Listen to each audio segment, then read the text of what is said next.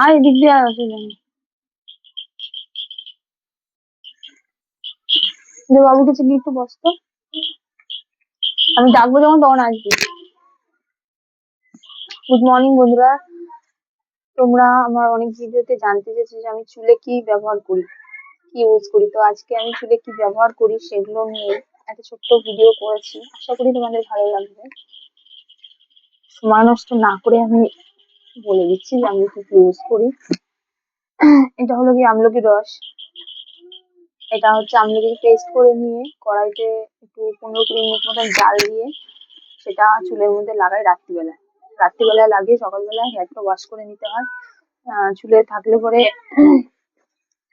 বালিশ টালিশ নোংরা হওয়ার ব্যাপার আছে, তাই বেশিক্ষণ রাখি না। মাথার মধ্যে একটা কাপড় বেঁধে নিয়ে এটা দিয়ে সকালবেলায় উঠে শ্যাম্পু করে নিই। এটা দিলে হয় কি চুল ওঠা বন্ধ হয়, চুল ওঠা বন্ধ হয়ে গিয়ে আবার নতুন চুল গজায় এবং চুলটা অনেক শাইন করে। চুলটা অনেকটা শাইন আছে, ভালো।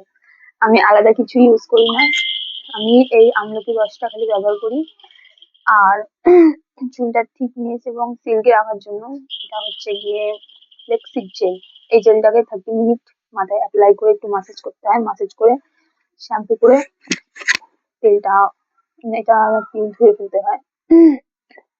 এমনি আলাদা আর কোনো কিছু ইউজ করি না আমি, বাস এইটুখানি। এবং তোমাদের যদি কারো চুল ওঠার কোনো সমস্যা থাকে তো আমার এগুলো একটুখানি ট্রাই করে দেখতে পারো।